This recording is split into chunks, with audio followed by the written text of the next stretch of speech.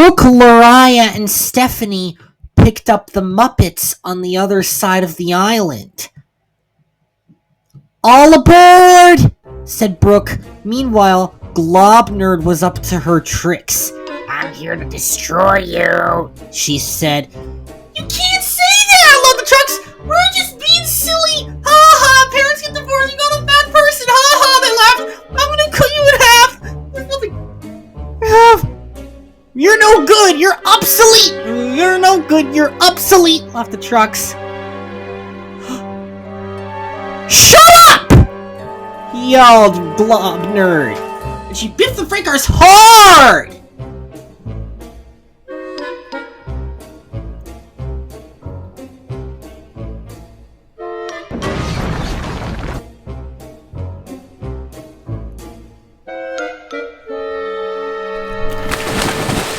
"I'm shutting you up forever!" she bellowed. She was cross.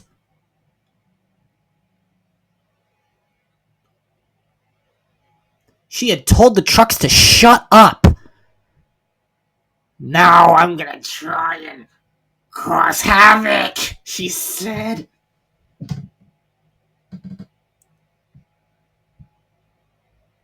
The next day, the Muppets were taking a rail tour on an Amtrak train with locomotives on both ends. It was bi-directional. The crossing arms came down, and the train clattered over.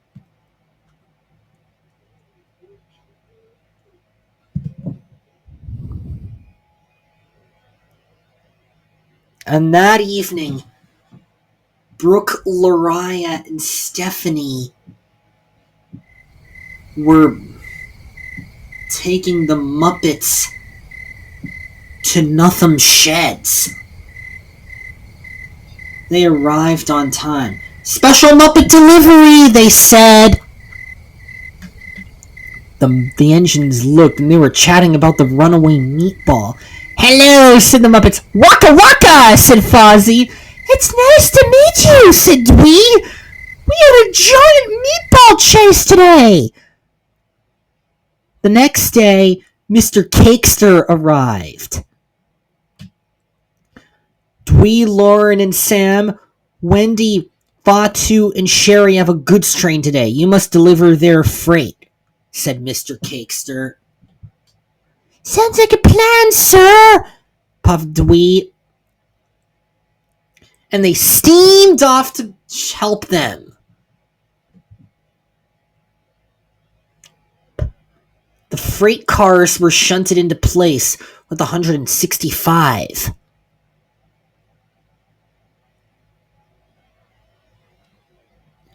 "Here we go," said Wendy, Sherry, and Fatu. 165 freight cars hooked up together. And they puffed off with all of their might. The brake van had a coach behind it that was deadheading. "We enjoy doing this work," said Sherry. "Ha-da-da-da-da-da." "I cannot see Bob the Builder," laughed Fatu. Then there was trouble. A car was stuck on the tracks. But the woman in the car heard a train coming. It was Wendy the woman train. She got out just in time. Wendy's driver applied the brakes, but it was too late.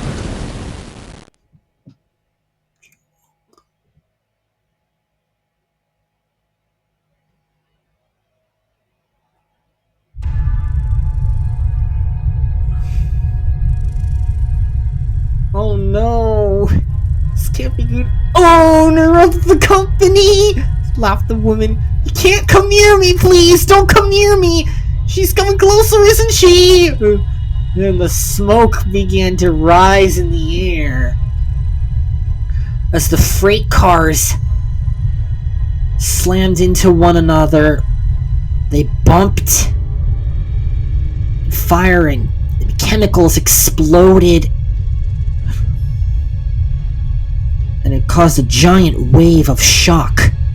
The tank cars clattered over.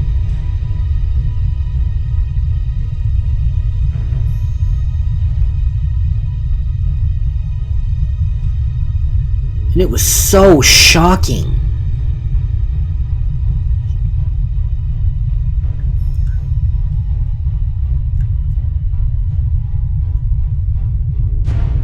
Fire began to get hot. And at last the freight cars stopped. Fire was raging and the fuel had leaked from the tank cars and set them ablaze. "It's hot in here," coughed Wendy. And then the smoke was rising above the mountaintop.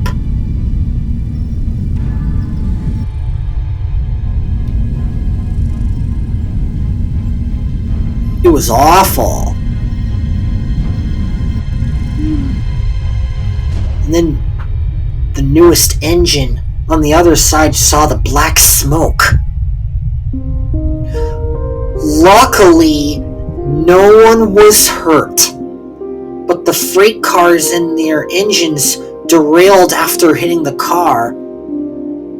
After the fire was out, and Wendy was on her side. "We derailed after hitting that car," they said, and then their freight cars were derailed. And then Brooke, Lariah, and Stephanie arrived. "We'll have you back on the rails in no time," said Brooke.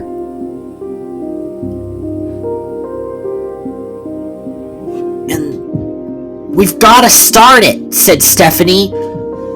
"Of course we do," said Lariah. "We should get going," bellowed Brooke. And they revved their engines and pulled with all of their might. The multiple units revved and revved, and then it shunted the tank cars. And at last, Fatu, Sherry, and Wendy were back on the rails after going through the church. "Thanks a lot, you three," said Wendy. "You're welcome," the three engines said. Courtney was hooked up to the freight cars later that day, but she puffed with all of her might. "I must get this job done," she said. The passengers were enjoying the smooth ride as the countryside rolled by, and Courtney was doing a good job until the end of the day.